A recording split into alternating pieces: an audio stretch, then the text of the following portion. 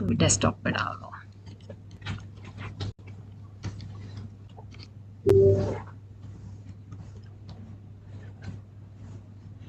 For going directly to desktop, the shortcut is Windows and D. Very nice. मैं तो यहाँ click करती हूँ, यहाँ से आ जाते हैं। वो ठीक है। हाँ, मेरे को तो और अच्छा शॉर्टकट पता है। Windows and D. Okay. And receiving photograph. Yeah. बस कॉपी करके पेस्ट करना है तो वो कर लो। Just keep it open. ठीक है, बट अभी हम वो वाला करेंगे। सर कहाँ जाओ चल रहा है ना। हाँ, ये किससे किया? Alt tab. Alt tab. Yes. Okay, that's good. Screen share. करो।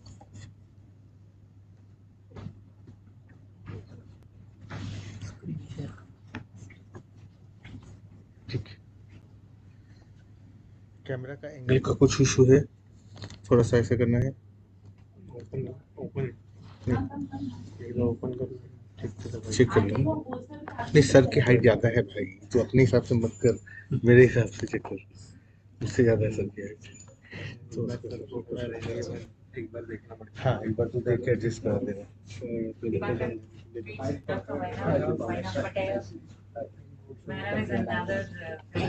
Okay.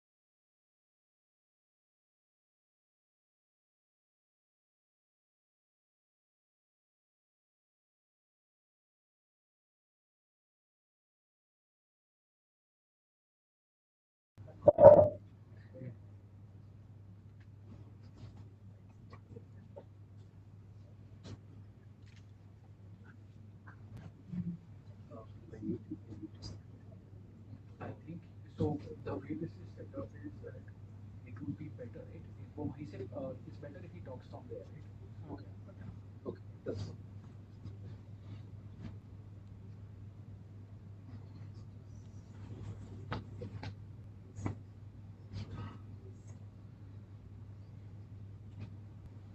And YouTube this thing will be best.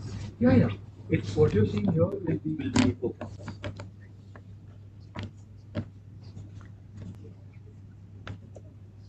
A very good afternoon to you all and a warm welcome. And we welcome Professor Dipankar Nandi from Indian Institute of Sciences. And we are grateful to him that he accepted our invitation to be here whenever he is visiting Mumbai. And he very gratefully told us very well in advance that he would be coming here on 10th of March. So we requested him to give a lecture here for the benefit of the students. And the lecture, of course, I'm not going to reveal you much about the lecture, but we have shared the abstract with you all. And the lecture is going to be about basic T-cell immunology, co-stimulation, checkpoint inhibition, and all that. And of course, he has worked with Nobel Prize winner who got the Nobel Prize for immune checkpoint inhibition discovery. So let me introduce Dr. Dipankar Nandi formally, a professor at Indian Institute of Sciences, Bangalore. He did his PhD in University of California, US, and postdoctoral at University of Cincinnati, Ohio. And his year of joining Indian Institute of Science was 1997. The overall objective of his laboratory is to understand the biological responses to different stimuli, and they work at the interface of microbiology, biochemistry, and immunology. Now, that is the fun of working in an institution like Indian Institute of Sciences, that you have, as he mentioned, they have around 450 faculties who are coming from different backgrounds, and 4,500 students who are learning from them. So this is an advantage of being at Indian Institute of Science. So they utilize microbial systems and also the host encoded immune system. So basically, host pathogen interaction can be said in simple terms, but their focus is to study novel microbial genes and unravel their functions during stress, antibiotic resistance, infections, etc., and also understanding the host-encoded immune responses in these milieu. So Dipankar Nandi's lab, or DN lab, identified peptidase N, the sole M1 family member in E. coli and Salmonella typhimurium, to be a major aminopeptidase. And this area of investigation led them to uncover the roles of LON protease in the generation of phenotypic antibiotic resistance. Importantly, they deciphered the roles of non-steroidal anti-inflammatory compounds, which we normally use, aspirin, for example, in inducing antibiotic resistance. Now, who can comprehend that a non-steroidal anti-inflammatory agent can lead to antibiotic resistance? The roles of a transcription factor MAR-A and ACR-AB-Tol-C efflux pump have been elucidated, and they are in the process of screening and identifying compounds in the environment, example herbicides, that may induce antibiotic resistance. T cells differentiate in the thymus, we all know that, yes, and the loss of thymocytes results in thymic atrophy. And using flow cytometry, they found that during infection with Salmonella, differentiation and survival of the immature subpopulations of thymocytes are more affected compared to mature thymocytes. DN and DP thymocytes are reduced during typhimurium-induced thymic atrophy, and maturation of SPCD4 plus and CD8 plus thymocytes is lowered. So DN is double negative, DP is double positive, SP is single positive. Inflammation is important for host defense. However, a dysregulated response can cause immunopathology. We all know it from COVID, yes, and which harms the host. They have standardized an in vivo mouse model of sepsis mediated by salmonella again. Sepsis is a major disorder and responsible for a large percentage of deaths in intensive care units and hospitals. Recently, they have shown that pre-treatment with a nitric oxide donor increases the survival of infected NOS2 mice. Current efforts, NOS2 deficient mice. Yes. Current efforts are directed towards understanding the roles of additional signaling pathways. In addition, we are also developing they are also developing a photonics-based approach to diagnose sepsis and shock in human patient samples using Raman spectroscopy. So with this, I hand over to you, Dipankar. The stage is all yours, and we are eager to listen to your talk.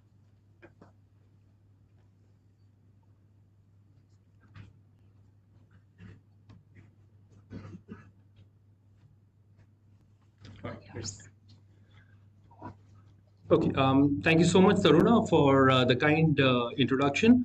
I would also like to thank the Institute for facilitating this talk. And I think without further ado, I will get going on with this. Okay. All right. So my talk is going to be very different from what was just said, because I will talk a little bit on T-cell co-stimulation, anti-tumor responses, and the 2018 Nobel Prize. So this is 1st October 2018.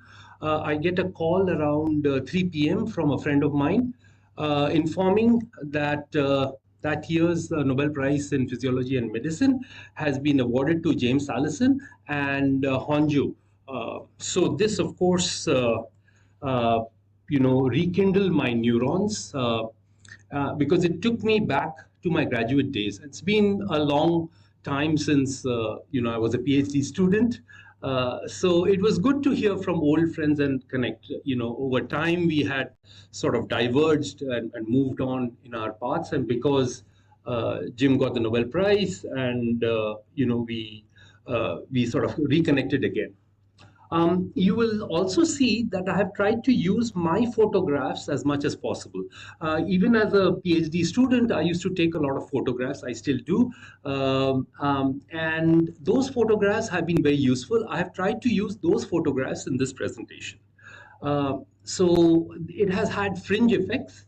I am basking in reflected glory with a lot of requests for talks.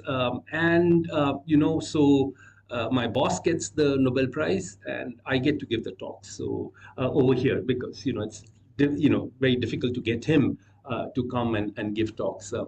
My general idea is, students are curious as to how it all happened, and my idea is to sort of shed some light on that aspect. And of course, when all this work was going on, we had no idea that all this would happen. So it's a good way to sort of look back. So as I said, my agenda over here is that the talk will be useful to students and motivate them. So that's my main agenda. And as I've said, I've given this talk many times, and I hope it's useful. Okay, so let me just give you a brief about the talk outline. I will introduce you to immune cells. I'll assume that you are all naive, and so I'll introduce you to a little bit about immune cells. I will tell you a little bit about the basic principle of T-cell co-stimulation, move on to checkpoint inhibitors as arsenals in the fight against cancer. I will tell you a little bit about Jim's story. It's important that we learn from stories, because that's how a lot of learning is done. I'll talk about Honjo's contributions. I'll discuss some issues with this therapy, and I'll end with an overview. Okay, so why is our immune system important? What would happen if we did not have an immune system? I think, if we say immune system is important, what would happen if we did not have an immune system? So there are two examples that I usually give to students, because, I do a lot of immunology teaching. So one is, of course, you might have seen AIDS patients. What happens to them if, once they lack, or their CD4 T-cell counts, are really dropped down? You have infections from bugs that are usually part of our flora. So this is an important aspect. The other aspect that I would like you to do is the case of the bubble boy, David Vetter. This was actually an experiment.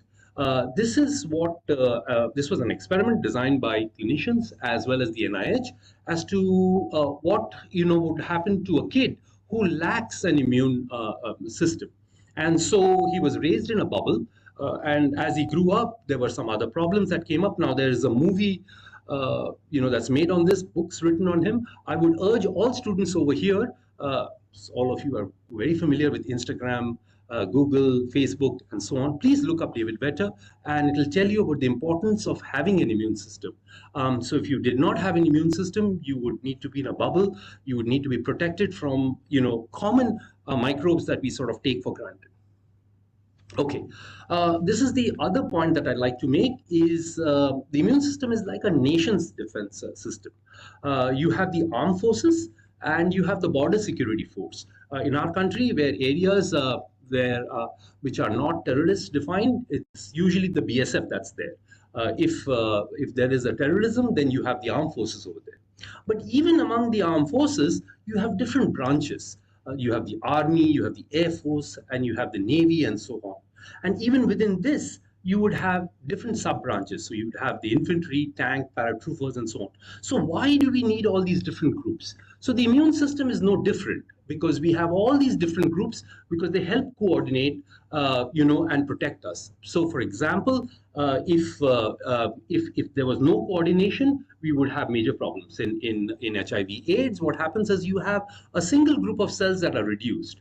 That's the CD4, as a consequence of which our immune system gets compromised. Okay, so broadly, there are two main arms. One is innate immunity and adaptive. Innate is the first line of defense. They are the first responders. If there is a problem, this is what happens. These are the cells that sort of come to fight. Whether it's usually the neutrophils that first sense it, followed by the macrophages and so on. The adaptive takes some time to come in, right? And there are two main types. One is humoral. These are the ones, you can see these are antibodies that's studied on their cell surface. If they bind an antigen, the B cells transform into what's known as plasma cells, and antibodies get secreted. The other is cell-mediated, which are mediated by T lymphocytes, and over here you need you need a T cell interaction over here. And that's because the T cell receptor needs to recognize the MHC on the APCs, and for that you need specific interactions. So in humoral, the antibodies are the major effectors. So you can separate the cells away from the antibodies, and the antibodies would still be functional. You cannot do that with the cell-mediated, because cell-cell interactions are very important, and this is an important aspect that you need to be aware of. So this is what tells you is this is a naive B cell. This is the antibody molecules on the surface. It meets an antigen, and it undergoes differentiation. For this differentiation, again, you need the helper cells over here, and that's why the CD4s are helper cells. They help other cells, and they play very important roles in the immune system. And what happens is initially you have what's known as IgM, and then these undergo switching from IgM to other isotypes, and this is known as isotype switching, which is very important over here. We will discuss this in the context of Honjo's contributions also. And further, following this, the molecules over here undergo somatic hypermutation, as a result of which you have better affinity antibodies. So it's a complex process that needs that one needs to understand very well. But we will this talk today will focus mainly on T cells, and it's the specificity for T cells comes in via the T cell receptor. And the T cell receptor recognizes the MHC molecules over here, and the MHC molecules present peptides, right? And it's this complex that plays very important role over here. So you have the T cell receptor that recognizes the MHC peptide complexes. And once you have a cognate interaction, then the T cells produce cytokines, they proliferate, and in case they are CD8 positive cells, they will also kill. So they become cytotoxic and so on. So this is to tell you, you have two different types of T cells, two main types. One is the CD4 positive, and then you have the CD8 positive. So CD4 positives are the helpers. So they help. How do they help? They help primarily by producing important cytokines, which play important roles. So they help B cells, they help macrophages, they help CD8 positive cells, and so on. The CD8s, on the other hand, are the killers, right? So, and so they will kill virally infected cells, they will kill tumor cells, and so on. All right, so this is a very important one where you have a crystal structure of the T cell receptor with the MHC. And when I take a look at the MHC complex, I know it's MHC class 1 because here you have the heavy chain over here along with beta 2 microglobulin, and it's binding to the T cell receptor. For quite some time, it was unclear whether the T cell receptor bound to MHC in a parallel fashion or in a perpendicular fashion. And once the crystal structure came out, it turns out that the T cell receptor is quite flexible, and it's usually around 45 degrees. So again, that's an important piece of information that one gets from crystal structures. This is the life history of a cell. As Aruna mentioned, you have the bone marrow progenitor cells. These go into the thymus where T cells develop and mature. And this plays a very important role because this is the main site for T cell maturation and differentiation. And in fact, very few of these cells are able to produce the right type of T cell receptors that recognize self-MHC, right? So you have, the process of selection is very stringent, and maybe 1% of these cells are able to satisfy it and move on to the periphery. So the cells, T cells move, the ones that mature, move out and they roam the body. They go into different lymph nodes, immune organs, and so on. And in case there is an infection over here, so let's say you have antigens, these are picked up by dendritic cells, which migrate to the lymph node. And you have, again, a cognate interaction if you have a proper T cell binding to MHC. And then the T cells proliferate, and then some will remain as memory cells, and while a large majority of cells may die because you no longer need them, and you don't want unwanted T cells to be there for a long time. So let me come now to the subject of T cell co-stimulation. So why do we need co-stimulation? So as I told you, the T cell receptor recognizes MHC, but this interaction alone is insufficient to drive T cell activation. Why is this? Because you need context. Okay, context plays a very important aspect in immunology. So what is the context over here? So not only must the T cell receptor recognize MHC, context comes in the form of the ligands of a co-stimulatory receptor known as CD28 over here. So this is CD28, and this is binding to the ligands CD80 or 86 on antigen-presenting cells. And so if you have proper context, which means you have proper binding of T cell receptor to MHC, and you have upregulation of the ligands of CD28, only then will you get proper T cell activation. Now let's assume T cells are activated. Now in immunology, anything that goes up needs to be brought down because otherwise you have immunopathology consequences. So one of the ways by which this happens is you have another molecule, which is CTLA4, that comes up over here. It outcompetes the binding to CD80-86, and this sends a negative signal, whereas CD28 sends a positive signal. So over here, you needed activation, so therefore you have CD28, which is a positive co-stimulator. Here you want to bring down activation, so you have CTLA4, which is a negative co-stimulator. Okay, so let me bring this in terms of something easy for people to understand.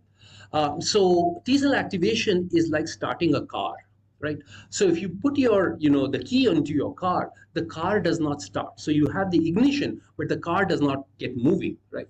In order to get moving, you need to press the accelerator.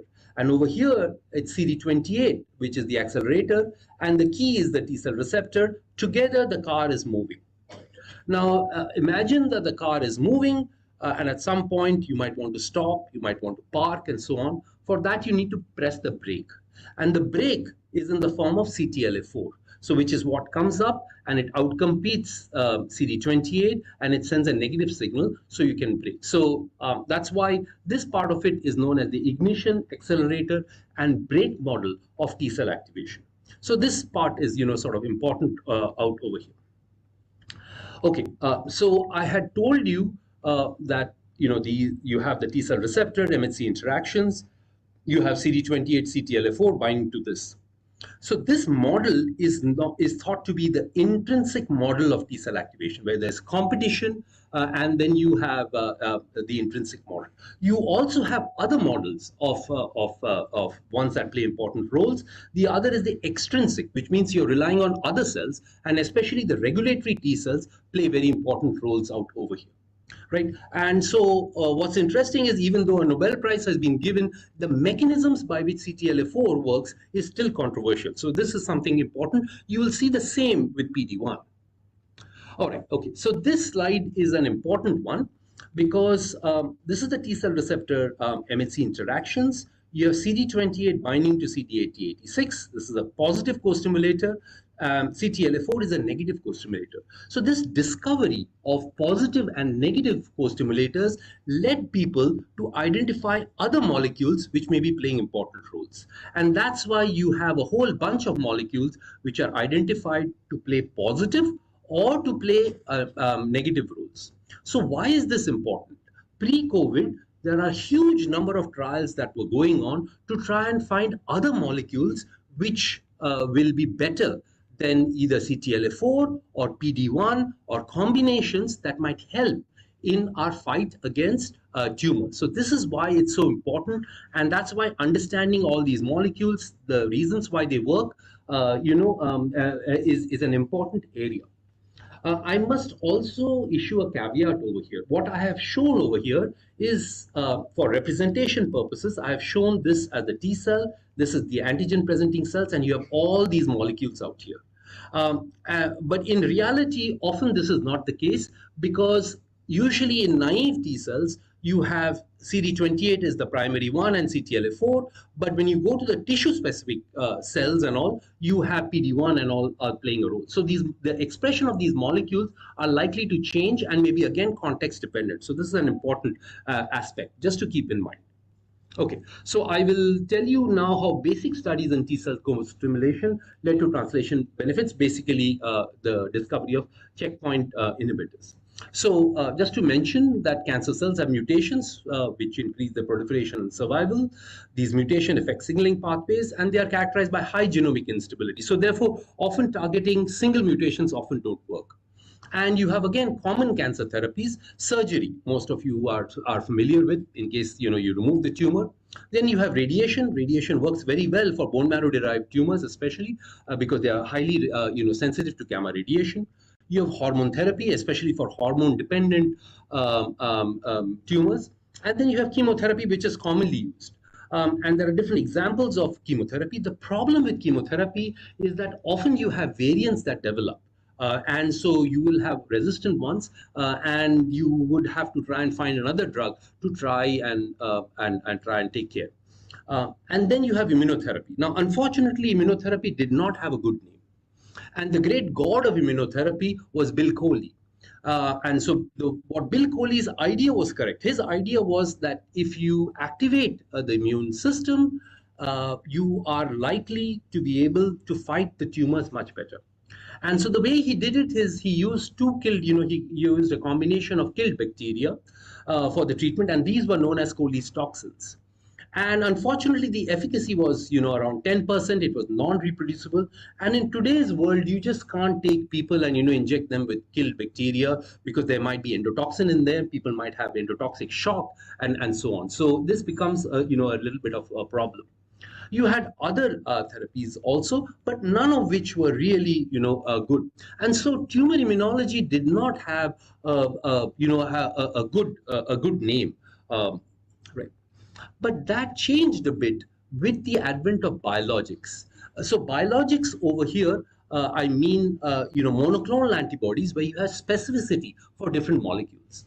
Two of very well-known biologics are anti-TNF, which was used in treatment of, which is used in fact in treatment of rheumatoid arthritis, and anti-IL-17 used for psoriasis. Both these two have greatly helped the life quality of life of patients suffering from arthritis and psoriasis. So it's in this context you need to think about therapies against tumors. So one of the first ones was anti-CD20, which was used for treatment of non-Hodgkin's lymphoma. And then the second one was Herceptin, which was treatment of HER2-positive breast cancers. Right? So it's in this context we have the checkpoint inhibitors. So basically these are monoclonal antibodies to checkpoint inhibitors. Okay, so you have anti-CTLA4, anti-PD-1. So what happens is they block the brake. So if they block the brake, then you have much more of an acceleration. And if you have tumor-specific cells, you are able to do it. So this is the basic idea. So you have T cells against tumors, and we assume that there's a huge repertoire in our bodies, and some of them are specific to the tumors that develop. Now, problem is that the tumors are smart, and so they create some sort of an immunosuppressive environment out here. So you have specific T cells over here, but because of the immunosuppressive environment, the T cells, the anti-tumor T cells are unable to function. And so how do you boost their ability? Their ability is to block the brakes. So as a result of which, there's much more of an acceleration, and you tilt the balance towards more activity of these T cells over here. Right. So that's the general idea, which is sort of depicted over here. So you have tumors over here, and you have T cells over here, and there is a fight going on. This is a constant battle that's going on. And over here, the tumors are winning because you have this immunosuppressive environment over here. All right. And in fact, the T cells are trying and they're exhausted, as a result of which they express high levels of CTLA4 and PD-1, which are also markers for exhaustion over here. Especially PD-1 is a big marker for exhaustion. So how do you tilt the balance? You have antibodies now that will block the brakes over here. Now you block the brakes, there's much more of an acceleration. So T cells feel renewed, and as a result of which they're able to kill the tumors over here. Right. So this is the general idea or general principle of checkpoint inhibitors, which are nothing but monoclonal antibodies against the brakes over here. So in fact, in 2013, this was the breakthrough of the year. It was declared to be the breakthrough of the year by the journal Science over here. And one of the important aspects over here is that we are not targeting MHC or T cell receptors. And whenever MHC molecules, because all of us have such diverse MHCs, whenever MHC is targeted, it becomes a problem. So you allow for the T cell receptors to bind to MHC and allow for anti-tumor responses. But then what you're doing is you're tilting the balance by blocking the brakes over here. And some of the advantages as listed here, they don't target any specific tumor cells because, we should have a repertoire of T cell receptors that are capable of recognizing. They don't involve any vaccines or cytokines. They work by blocking the brakes, as I mentioned. And because T cells are targeted, in principle, this therapy should work against all type of cancers.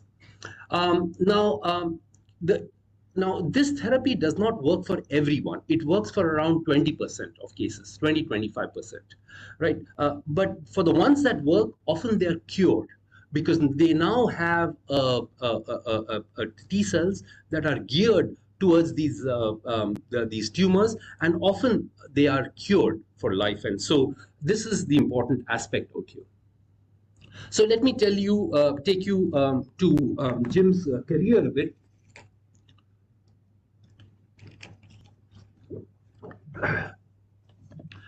Jim grew up in Allison, Texas, small town in Texas.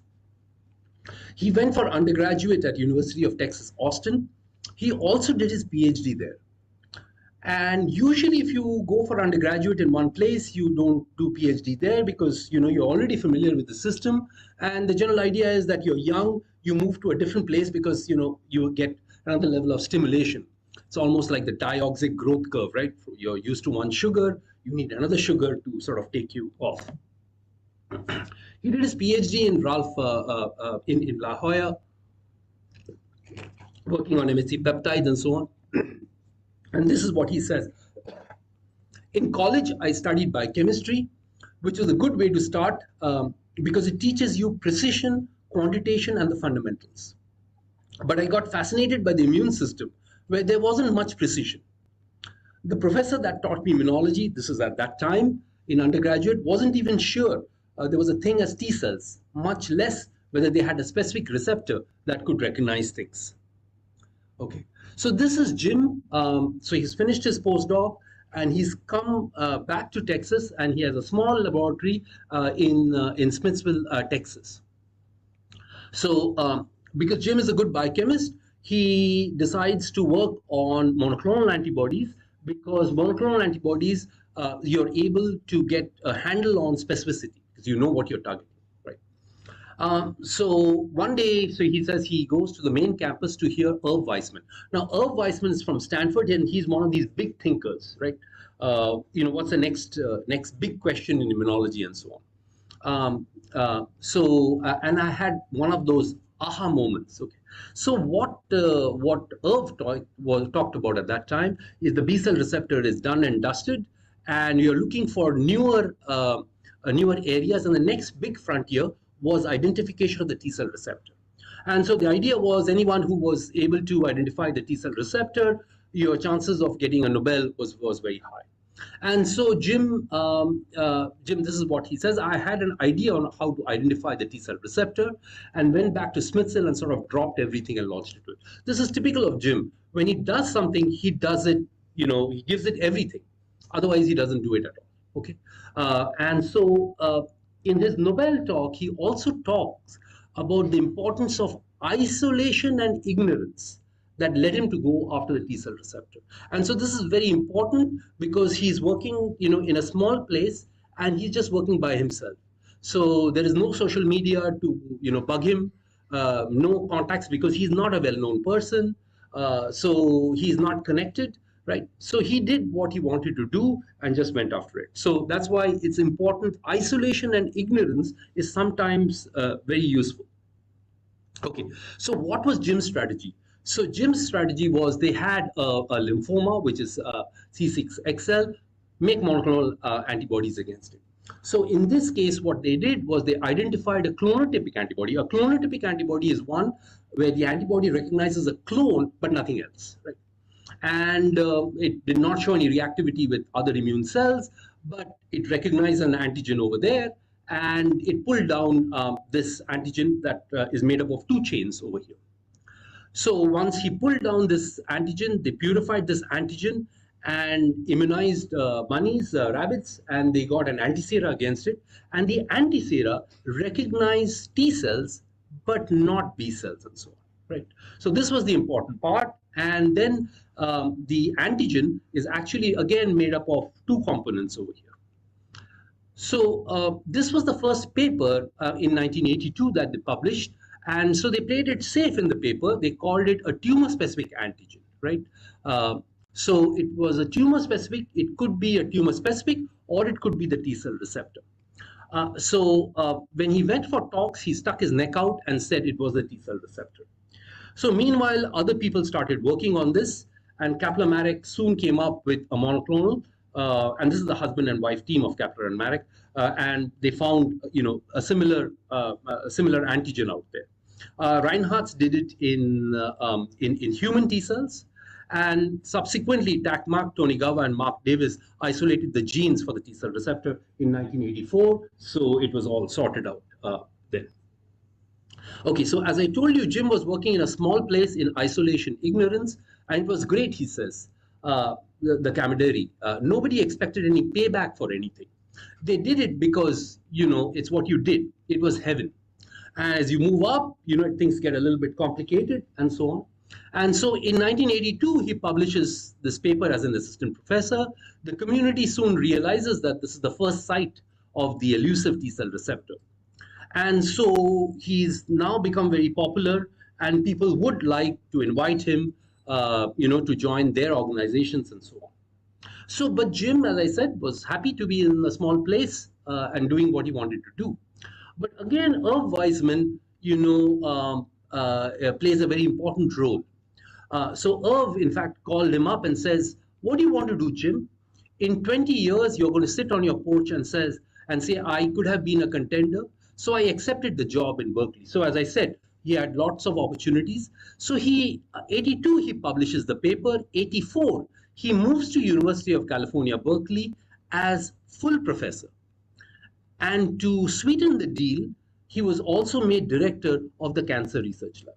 Okay, so, something, not very easy over here. So let me tell you a little bit about UC Berkeley. So this is UC Berkeley.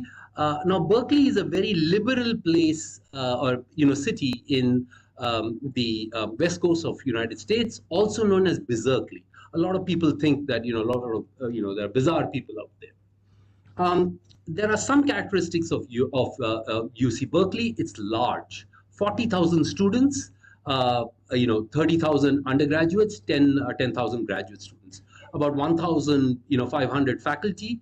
World ranking is around 20 to 30. And more importantly, it's a public university, which means it's funded by the state of California. So it's very important. So large and public universities. These are, and so students here should be aware of the differences between a public university and a private university. So it's very important out here. So how do we compare? So in India, you have universities and you have institutes. In the universities over here, you have, for example, like in this city, University of Bombay, you have a huge number of students.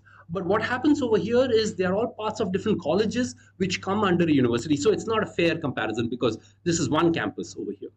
So the comparable ones are MS University, BHU, which are part of campus. And you can see, again, the number of students is somewhat comparable over here, even though these have come much later than this. So their academic institutions are a lot older and so on. And in the institutes, you have less number of students. You have about 10,000 to 12,000 students. IIT Kharagpur, IIT Bombay are one of the larger ones. And IISc Bangalore, for example, has less than 5,000 students and so on. Okay, so this is the University of California, Berkeley. This is Cedar Gate out over here. Cedar Gate is very nice because it's a very open place out over here. So if during lunch, if you want to come there, you want to do something, it's quite nice. You can sit and enjoy the open space out here. And because it has an open space, people who are aspiring to become presidents often come to give talks over here. And if you are a Democratic Party candidate and a liberal one at that, you come to Berkeley. If you're a Republican, you stay away from Berkeley. And then you have, this is the Campanile. Campanile is very nice because at periodic times of the day, they play organ music. So, it's the start of the day, it's lunchtime, the day is coming to an end and so on. So it sort of links the entire campus together. Very nice over here. So this is the American football is very important. And this is the Berkeley team, and the Berkeley colors are blue and gold.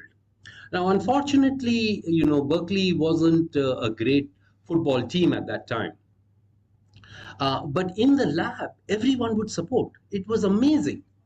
So every week they would play, and most often they would lose. But the lab people would be highly supportive. They said, no. Next week they're going to win. And next week, sure enough, again they would lose, right? But, but they never lost hope. And, once in a while they would win, right? Very different from us, right? If our team, loses one cricket match, all hell breaks loose, right?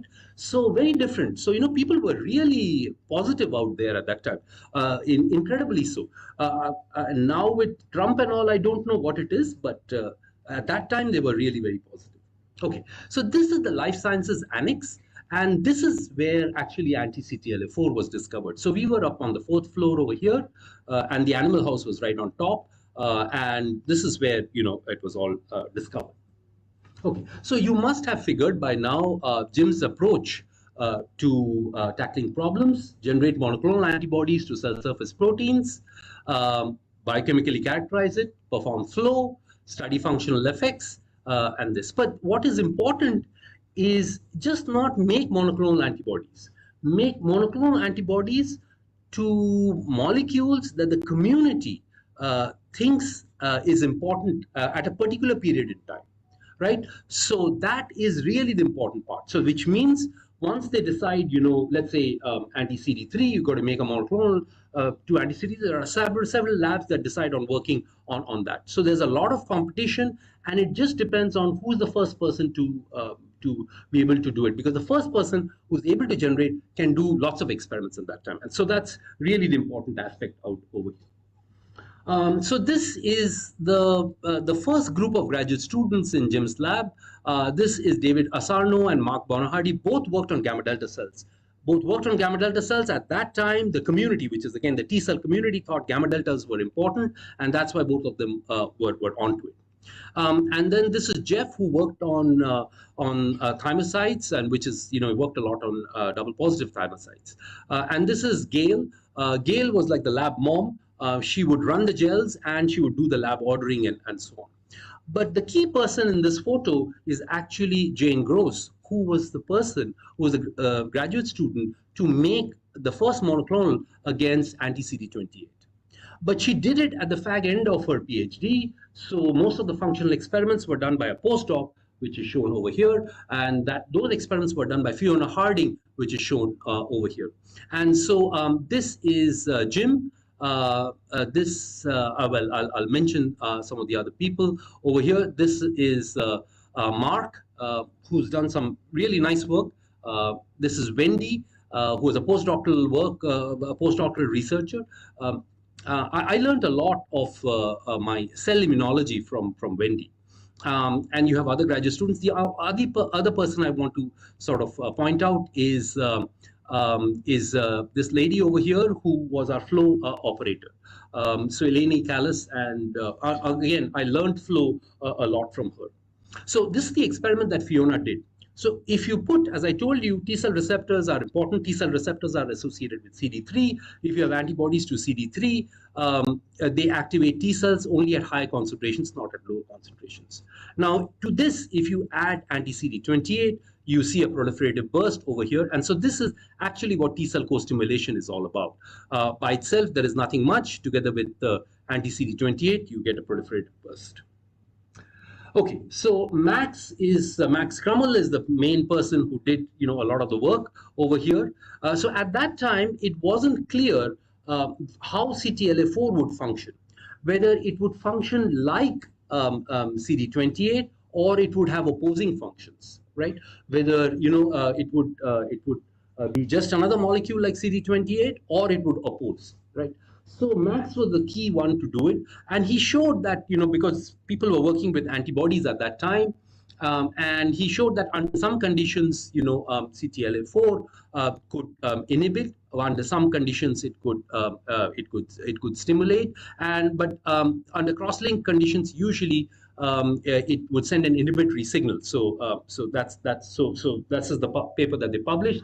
CD28 and CTLA4 have opposing effects over here.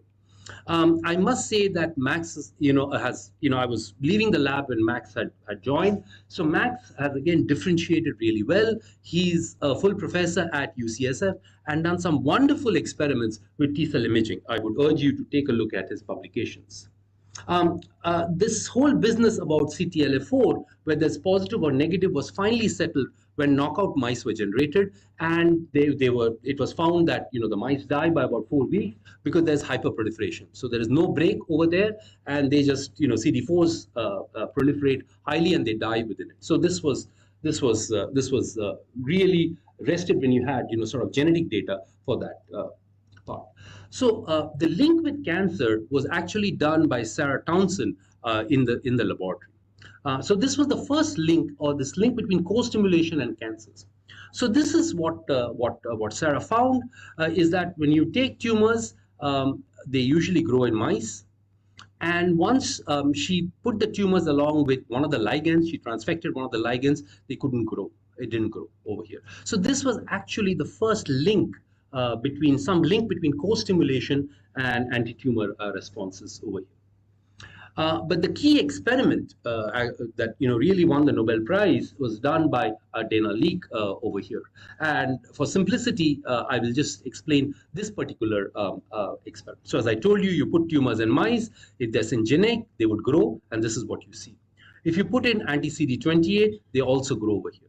Now, here was the big surprise. If you put in anti-CTLA4, they don't grow.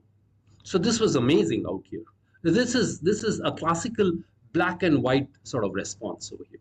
So this was done in other models, not as pretty as this, but nevertheless, CTLA4 always seemed to lower tumor growth, whereas you didn't see that with the controls and with anti-CD28 treatment. Okay, so it was positive for both, B7 positive, B7 negative tumors. So there was something going on.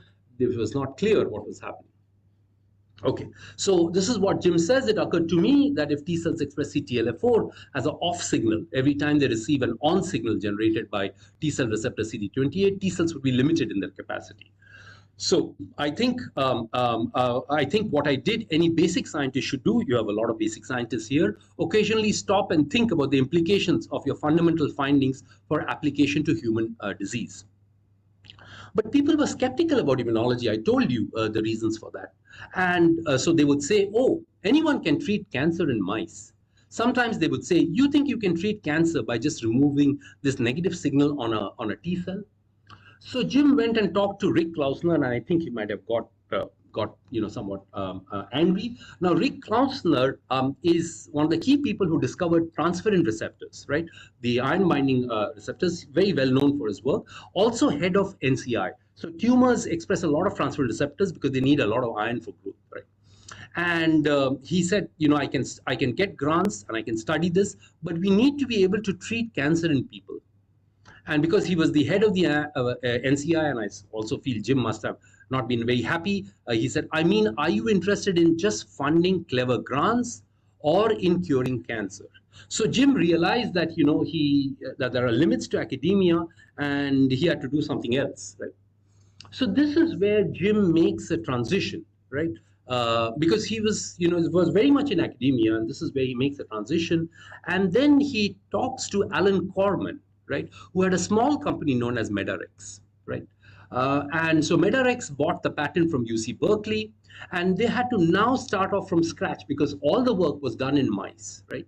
So you had to start making human antibodies. For human antibodies, Corman recruited Nils Lonnberg. Now, Nils Lonnberg had mice with human immunoglobulin genes, right? So you would be able to make monoclonal antibodies, human ones without too much trouble. And so in 2004, Bristol Myers Squibb, acquired it for a huge amount, and trials were started. Now here was the first hurdle that they got. So in the first trial, there was no response seen in 12 weeks. Now this was 12 weeks was something that was set with the use of chemotherapeutic drugs.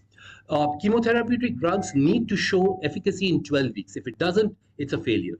And the monoclonals did not show any efficacy. So it was considered a failure. Now you have to give credit to the clinicians who noticed that some patients, right, started doing much better with the monoclonals against anti-CTLA4, but at a later period in time.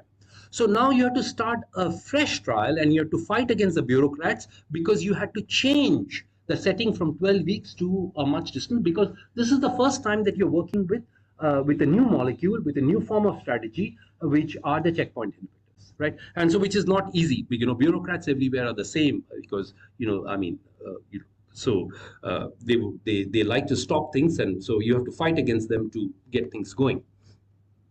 Okay, so a new trial was started with a longer time period, and over here efficacy was seen over here.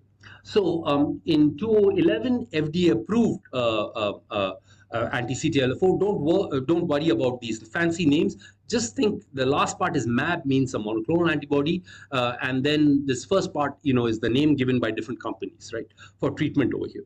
And what is interesting over here is that in 2014, a retrospective study of 5,000 patients showed about 22% were still alive after 10 years after treatment over here. So this was a clear example of research in mice leading to translational benefits in humans over here. So this is what Jim says. I didn't set out to study cancer, but to understand biology of T cells. that travel in our bodies to and work to protect us. So this is Jim's lab. This is Jim. This is Nils Jacobson, who was an undergraduate who worked with me, and he is the youngest over there. So it was his birthday also. I think they're having a lot of fun. And this is Stan Grell, who was the one of the technicians in the lab. And Stan, as you can see, is 6 feet tall and 6 feet broad.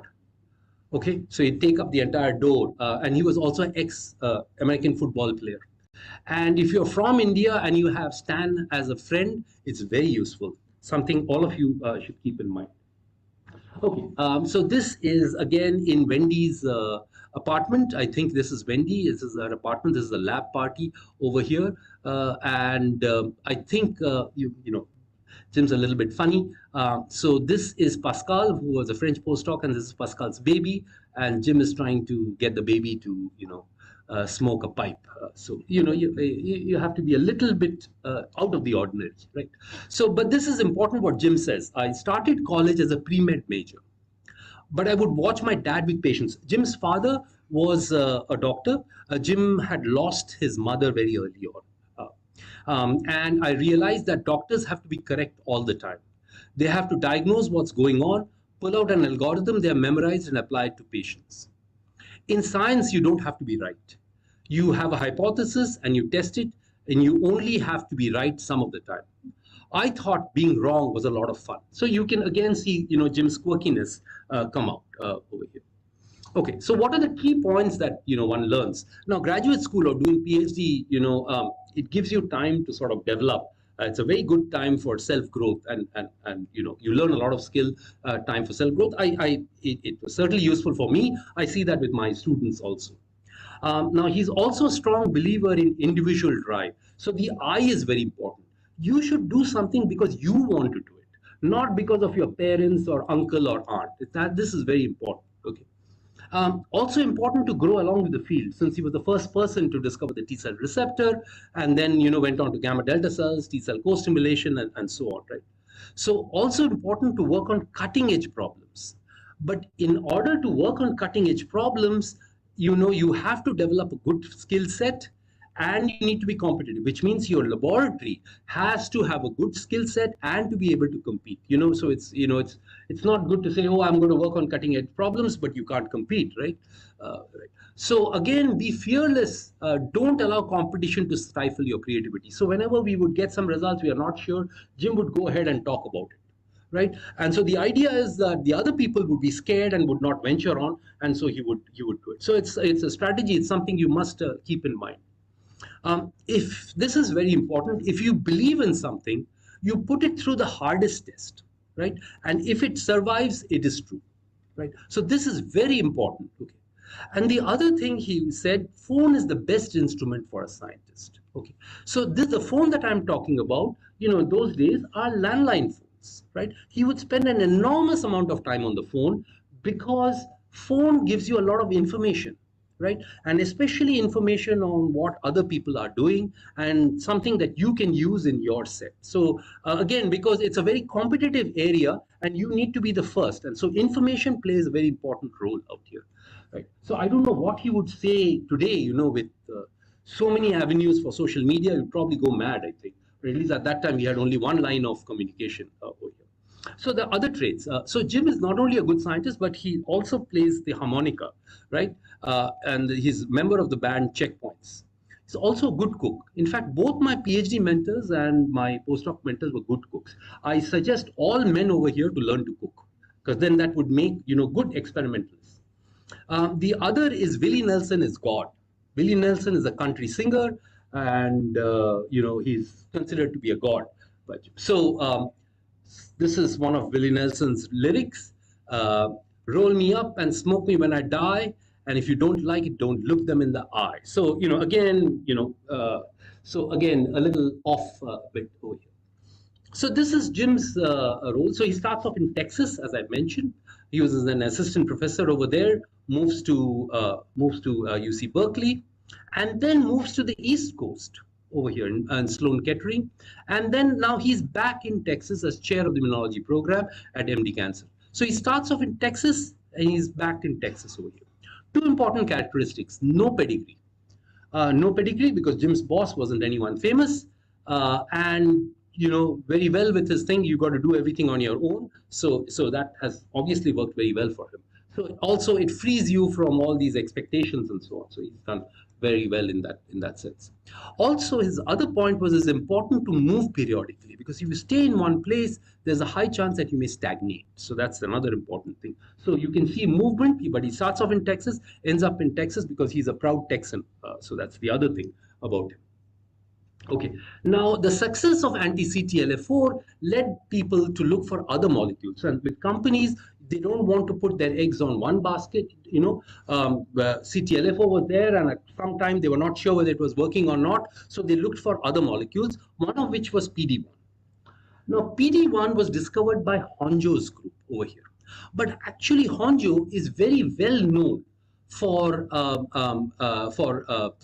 deciphering class switching, which is the IgM to IgG or IgA and so on. And also, identifying the enzyme that is important for this, which is AID or activation-induced deaminase, which is important not only for class switching, but also for somatic hypermutation, which is where you get better affinity antibodies and so on.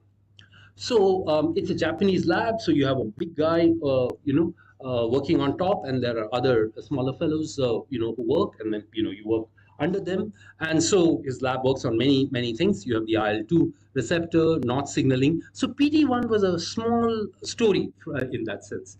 And PD-1 was discovered as something that's important in autoimmunity and so on, right? So this is just one to tell you a little bit about importance of AID. So here with B cells, you have recombination where the RAGs play an important role, and then you have class switching in the periphery, as well as somatic hypermutation, both of which activation-induced deaminase plays very important roles over here. So to be honest, Honjo deserves a Nobel Prize just for that discovery. But he gets it for PD-1 because such is life, right? So this is what I was saying. Using a subtractive hybridization strategy, they identified PD-1 as a novel member of immunology following programmed cell death. So this is what was got. And the important part is that PD-1 is expressed on T cells upon activation, inhibits T cell responses activated by different pathways over here. And subsequently, the ligands of PD-1 were discovered, which is PDL and PDL2, right? So there were two ligands over here. So importance about PD-1 is that it is shown up on T cells that are exhausted, right? So there are T cells that are there. They try to work, but they have a repertoire, but they functionally are unable to do anything. So they come in this characteristic of T cell exhaustion. But the other important thing is the phenotype shown by the PD-1 knockout mice is not as dramatic as the CTLA-4 knockout mice. The CTLA-4 knockout mice die, the PD-1s are there, and again, it's strain specific, right? So not so much. And polymorphisms in PD-1 are thought to be associated with susceptibility to autoimmune diseases. So again, with PD-1, the general idea was that you have PD-1 and you have SHIP, or a phosphatase playing important roles, and which lowers T cell phosphorylation over here, and that's how inhibition of T cell responses goes. But subsequently, there was another study shown over here where it's actually not CD3, the complex, it's actually the CD28 complex, which plays an important role, and which is why I was telling you that mechanisms, different groups have different mechanisms. Perhaps there are, different ways by which these function over here. But this is a key important finding over here. As I told you, tumors in syngeneic mice will grow. If you put in antibodies, there's lowered tumor growth. But the best example is over here. This is in wild-type mouse, growth of tumors, and PD-1 knockout mice, there is no growth. So this was really important over here. And so you had antibodies against PD-1, and it showed efficacy over here. 2011, FDA approves anti-CTLA-4. 2014, FDA approves anti-PD-1 for treatment for melanoma. 2015 for non-small cell lung cancer. Now, in today's world, most of the approvals have come in with anti-PD-1. And why is that? Because anti-PD-1 is less toxic, and therefore it's been used for a wide variety of tumors. So even though the principle was got with anti-CTLA-4, in the clinical world, it's primarily anti-PD-1 that is useful. And that's why other companies are trying to find other molecules and combinations that might be useful, which is what I was trying to say. So this is an example of this. This is comparison of anti-PD-1. Again, MAB over here, don't worry about this, that's anti-PD-1 against a chemotherapeutic drug, docetaxel, right? Response rates over here are about 20%. As I told you, checkpoint therapy works around 20-25%. Docetaxel is about 9%. More importantly, adverse effects by docetaxel, which is highly toxic, is 55% over here and 7% only over here. And that is why anti-PD-1 is so useful, because of the lesser toxicity and so on. Okay, so differences between anti-CTLA-4, anti-PD-1, I just want to just tell you about a few things. In priming, initiation of T-cell responses, perhaps this is playing an important role. PD-1 is perhaps playing a role in the tissue area, so it's much later on. As I told you, CTLA-4 knockout mice die within 4 to 5 weeks. PD-1 shows a milder autoimmune phenotype, which is strain specific and so on, right? Okay, and it's approved only for melanoma, whereas these have a wide variety of tumors. And anti-PD-1 is less toxic and more widely used and so on. So this, some of you might recognize, is President Jimmy Carter. So he had cancer. So anti-PD-1, or Keytruda as was called, was used as a combination therapy to cure cancers over here, along with other ones, and it was touted as the president's drug. So again, that's how it sort of caught the imagination. So 2 people get the Nobel Prize, but there are other contributors also, and we must not lose sight of that, right? So I want to start off with Jenkins and Schwartz. Ron Schwartz was at the NIH. Jenkins was his postdoc, and they were the first one to establish a T-cell culture model of energy. And this is what led to the identification of CD20, CTLA-4, and so on. So this was very important out over here. Pierre Goldstein actually was the first person to identify CTLA-4, again using subtractive hybridization, this is CTLA-4 stands for cytotoxic T lymphocyte activation molecule 4, right? So this was clone 4 that was found, and and then subsequently people found, oh, there's a paralog CD28 and so on, and then the rest is history. Jeff Bluestone, very fine scientist, and a primary competitor of Jim, right? So, we would often be making antibodies, and often, his lab would make, a lot of the antibodies before we did. However, when this came up, Jeff Bluestone thought that the importance would be in autoimmunity. So he shifted to autoimmunity. Jim's lab thought it was important for cancers. And so then again, you can see the consequences of that. And so therefore, choices are very important. The choices that you make are very important out here, because you can see, so Arlene Sharp, again, another very good scientist who discovered a lot, in fact, made a lot of the knockouts and stuff, very good molecular biologist. Peter Lindsley worked in Bristol Myers Squibb, and very important because he showed that both CD28 and CTLA-4 bind to CD8086.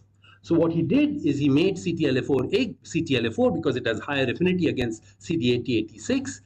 It binds to this and it suppresses immune responses, and this is used for treatment of rheumatoid arthritis, and it goes by the name Orencia. Steve Almo did most of the crystal structures of CTLA-4 and PD-1. TAC-MAC, one of the first people to clone the T-cell receptors, also generated CTLA-4 mice. And Liping Cheng did a lot of studies with the PDL ligands. So as far as the Nobel Prize goes, this is the question that they ask. What constitutes a great medical discovery that benefits humanity? So that's the important part. And again, the Nobel Prize has subcontracted the physiology and medicine to the Karolinska Institute. So it's the Karolinska Institute, people out there who play important roles in deciding this. And also, the Nobel Prize in Physiology and Medicine is announced on the first Monday in October every year. So even this year, it will be announced on the first Monday of October. Even that was done over there, so you can see that for yourself. So Jim gets for uncovering the basic biology of T-cell co-stimulation and role of anti-CTLA-4 in increasing anti-tumor responses. Also, playing advocacy role to extend the time for response treatments. Honjo gets it for discovering PD-1 and the fact that anti-PD-1 shows less toxicity in inducing anti-tumor responses, and it's now widely used. In fact, most clinicians may not know about anti-CTLA-4, but would certainly know about anti-PD-1. Okay, so this is, you can see cultural differences out over here. This is Honjo. He gets a Nobel Prize. He's in his lab with all the people, sort of very Asian over here. Jim is not in his lab. He's in New York. He's attending some sort of a meeting, and this is with his friends, and he's with champagne and so on. And this is his wife, Padmi Sharma, who also is a collaborator in a lot of these studies over here. So lot of checkpoint inhibitors have got FDA approval, a whole list of them. So I won't go over this. But one of the questions to ask is, will activating T cells always be very useful? And so I'm going to tell you a cautionary tale over here. So this was an antibody, again a mAb over here. This is a super agonistic antibody to CD28. It was found to be safe in the preclinical animal studies, right? And when the first phase 1 studies were done, which is safety studies, infusion of 6 human volunteers in 206 led to life-threatening conditions, right? Luckily, no one died, but they all suffered from multi-organ failure. The company had to file for bankruptcy. So you have to be very careful when you tickle T cells and when you're playing around with immunology, because immune cells are important, but they can also play deleterious roles. So as we see. Okay, so there are some issues that I would like to discuss now over here. Only a subset of patients show. I told you about 20 to 25%, right? So the big question is, why is it that only a subset of patients show? What is it that differentiates, the 20% from the 80% and so on? So there could be different reasons for it. Cold versus hot tumors, which is, so it works much better in the hot tumors where you have a lot of immune cell infiltration versus the cold and so on. Different, immunosuppressive environments, high amounts of T cell cytokines, so on and so forth. Side effects of anti-tumor. Now, when you're doing this, you not only stimulate anti-tumor cells, you also stimulate other cells, right? And maybe autoimmune cells. So as far as the doctors go, they feel that autoimmunity is something that they can manage, whereas cancer is life-threatening. So they would rather take care of the cancer and then deal with autoimmunity. So, but this is a concern out here. Also, it's expensive out here. So it's about 1 to 4.5 lakhs per session, almost about 1 crore for entire treatment. And remember, only 20% are going to benefit. So you're not we're not sure whether it would work and so on. Right? So these are some of the main issues. So there are other therapies. I told you about co-therapies. There are the CAR therapies and so on. But this is the aspirational goal. Okay, so this is the survival curve over here. And if you have chemotherapy, it's, it improves it a little bit, but as I told you, variants often come up. And this is with checkpoint inhibitors, you have about 20%. So the idea is if you can, bump this up from 20% to about 80%, then I think you would, but this is an aspirational goal, and people are trying different sort of therapies to reach this 80% goal. Let me tell you about a 2022 report which got a lot of media attention over here. And so this was a small study done with DNA mismatch deficient tumors where they administered anti-PD-1, and this was given without any chemotherapy or surgery. And it was found to be 100% efficacious, but only 7 patients out there were used. So this caught the imagination, and certainly the media went to town, but you need to be cautious because it was such a small study over here. And I'll just come to some closing thoughts right over here. So there are about 65 US FDA approved checkpoint inhibitors for different neoplasms, right? And there are a huge number of trials that are going on. And in all this, about 20% show efficacy over here. So therefore, clearly more progress is required. And so therefore, now you have different strategies over here. So for example, there is a new one that's approved over here, which binds to LAG3, another of these, and as well as PD-1. So you have one arm targeting LAG3, the other arm targeting LD1, PD-1, and so on. So, so obviously more progress is required out over here, but certainly, some steps have been made over here. So I'm going to now shift gears and talk a little bit about this. So this was an article written by Joseph Goldstein. Goldstein and Brown, you might remember, are the key people who discovered the LDL receptors, right, for which they got the Nobel Prize. But over here, Goldstein is actually the chair of the Lasker Awards. And because he's the chair, he gets pulled and pushed by different people, because after all, scientists are also human. They would also like to get awards. And, and Goldstein is the chair over here, right? So his question is, how do we judge, creativity? How do we judge that a finding is really important over here? So he's a little bit confused. So he goes to have tea. He goes to have tea or coffee, whatever. And so he goes over here to the Metropolitan Museum of Art. I don't understand much about art, but all I can see is there is a large stone over here, and progressively as you go, there's a small stone up there. So to Joseph Goldstein, when he sees this, it's again one of these aha moments. He says, okay, so what often happens is you have a finding. Again, scientists are human. So they rush to the press immediately post their publication, and with time, people forget about it. So this is what they think is important and versus time. So with time, they have forgotten about it. There are very few findings which start off small, but with time become big. And he says there are two that come to his mind. One is the discovery of protein phosphorylation, and the second was the discovery of protein ubiquitination. Both started off as small, but they became big with time. So why do I bring this up? Because the question is, where does this discovery fit in over here? So actually, this discovery, started off big, and it just got bigger with time. So it didn't quite fit in with this particular one, but it's something worth. For students, I would urge you to read this article. It's a wonderful article over here. Okay. So Richard Gottschalk was a graduate student of Jim in New York, and then she got in touch with me because she wanted to put together a collection of photographs, and so some of my photographs have ended up, some of the ones that I've taken up ended up over here. But she also got together with an artist. And what they've done is these are the three buildings where Jim worked. This is the Life Sciences Annex. This is the one in New York, the Memorial Sloan Kettering. And this is the MD Anderson in Texas. And this is Jim.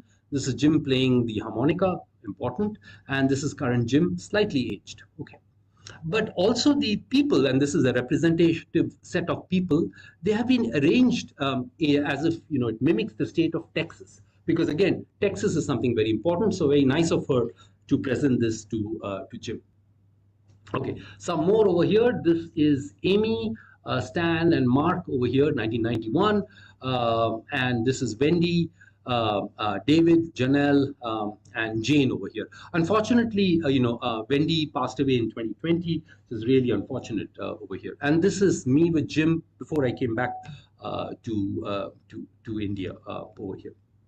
And I'd like to thank a lot of people in Jim's lab, who taught me a lot, and I've sort of listed them. So Jim gets a Nobel Prize, and so we celebrate in the lab, but we are a lot conservative. We celebrated with chai from Chai Point and some cake over here, and this is the lab at that time over here. So because I've been giving a lot of talks, I decided we need to write it up, because I mean, how many talks will I give? But it's incredible, because it's 2023. I'm still giving some of these talks over here. But anyway, those students who are interested can read this over here, and it's fairly comprehensive. A lot of things that I've said are sort of listed over here. So in 2020, our department, which is the Department of Biochemistry in IISc, celebrated the centenary, and Jim was gracious enough to deliver a talk online. And there are three important points that he said. So one, as I've said, work on, and this is going with his individualistic way of thinking, which is you should do what you want to do. The I is important, follow your dream. But the second thing was important because he says science chooses you. Usually we think we choose science, but he's turned it around and said science chooses you, because it's a tough field, whether you go the distance and so on. So science chooses you. The third thing that he mentioned was, a well-functioning lab is like a band that makes good music, but just not one hit. It makes good music consistently. which is important. So that's again something that I thought was sort of important out over here. So this is then, I've gone to Spain and I, looked this up over here. This is a quote by one of the Spanish poets, and it sort of caught my imagination. It was actually an epiphany, right? So this is what he says: "Wanderer, there is no path." Because we can say, "Oh, senior is saying this, somebody else is saying this." He says, "Wanderer, there is no path. You make the path as you walk." So you make your own path. So I thought this was important, maybe important for students over here. So I'd like to thank a lot of people who helped me, my mentors over here, my mentors both in India as well as abroad, past, current members of our laboratory, funding agencies, friends, well-wishers, and family. And I'd like to end with the Bay. This is the Bay Area over here. This is Berkeley out here, and the photo was taken from the Berkeley Marina. You have the Golden Gate, and this is the city of San Francisco on this side. This is Marin County over here, and the Golden Gate links San Francisco to Marin County. Usually, this area, this is a natural harbor, but it wasn't discovered for many years because it's usually fogged up, right? And this is one of the few days where it's a clear day and you can see the sunset and the Golden Gate. And I thank you for your attention.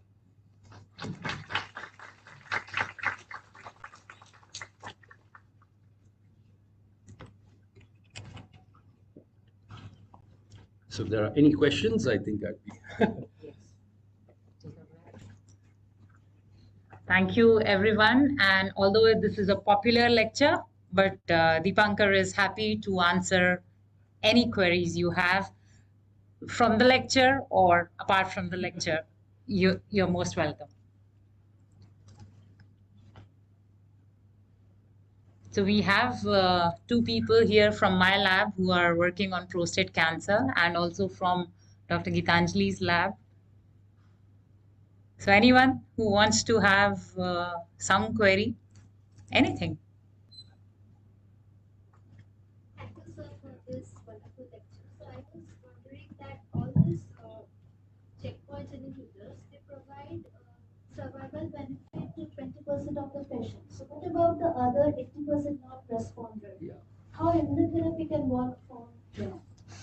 Yeah, so a good question, but one of the big questions right now is what differentiates, and I tried to sort of allude to this, what differentiates the 20% that respond to the ones that don't respond. So in fact, can you screen people and sort of bump up your chances that, yeah, it's likely to work and so on. So that's exactly what, a lot of people are working on, but it's not so clear cut.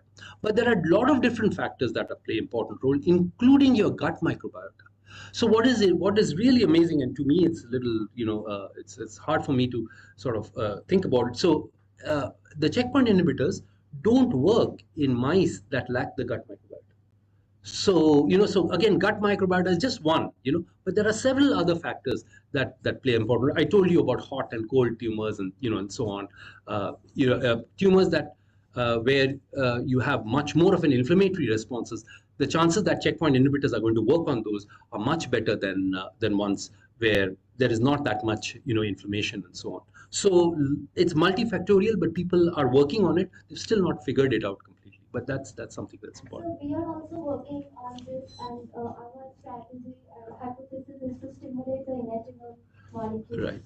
so that we can actually convert the Cold to hot. Yes, certainly. Yeah, I think, yeah, certainly. Yes, yeah. Sure. Anyone else?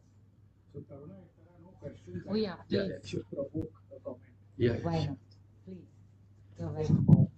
Thanks, Dipankar. Really enjoyed it. So I want to talk about two particular slides. The first one where Allison, takes a pause and says that a basic scientist needs to ponder on why. Right? But he does that well along after doing a significant amount of work and then getting to a point where he says, okay, now I think this has got some immediate benefit. And then towards the end of your presentation, you showed something that said, you must wander and make your own path. Yeah, he didn't say that. So very recently, I've been exposed to somebody who said that, you mustn't admire the problem. You need to solve it. Right. So I don't agree with that. And I think what you showed today illustrates something that I am in favor of believing, that you must start off admiring. You must start off being curious, and then maybe somewhere along the way you will realize there's something you can probably contribute to. I just wanted to say that. Yeah, sure. So I think, I mean, because originally we were working I mean, the lab sort of worked only on, mice problems, right? And as I said, that he got to a point where he felt that this could have benefit, but there were limits, right, to where he would go. And so this is where he took some sort of a detour and then hooked up with companies and then went ahead with it, and which to me, was not obvious because we were there, and I didn't think, but he clearly stepped out of his comfort zone, and then he established contacts with people, and then went ahead with this, which is amazing. And he remained in academia. He's still in academia, but has contacts with companies and then stuff. And it worked. and it wasn't very straightforward. As I said, the first experiment was considered to be a failure, right? So, and you have to give credits to the clinicians who noticed that there was some benefit later on. Yeah.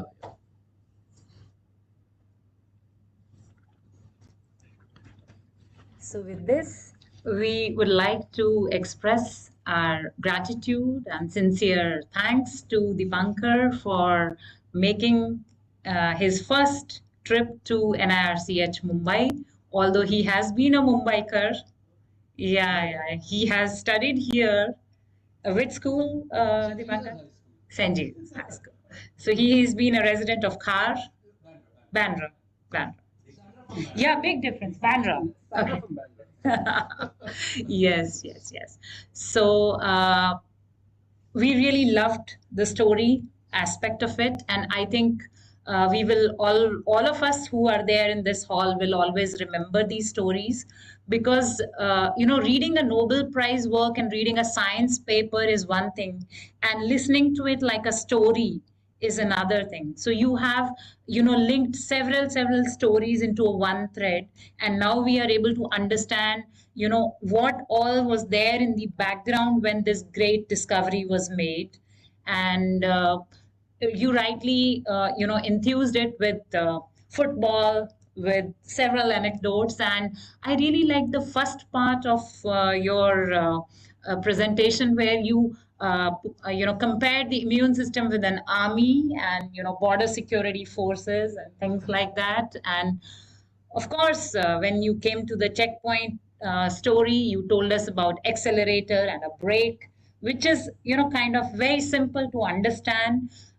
We immunology people understand, but students who are not studying immunology, there are several of them here. I'm sure now they understand it very well, that what we want to say, what is co-stimulation and what is checkpoint, right?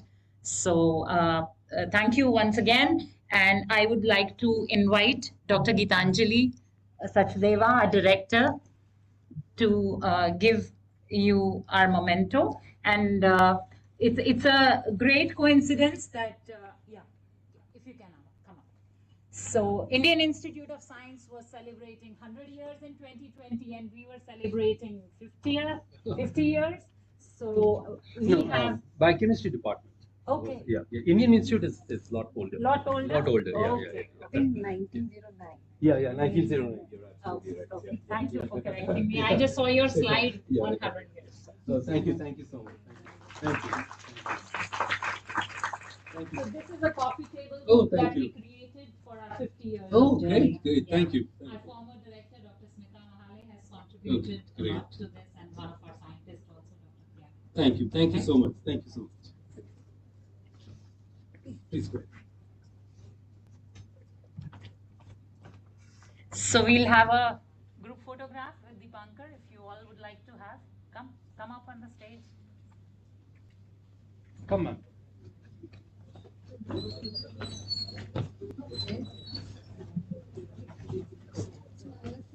most 80%. You will have all different. Yeah. Usually it is, but there are different ways.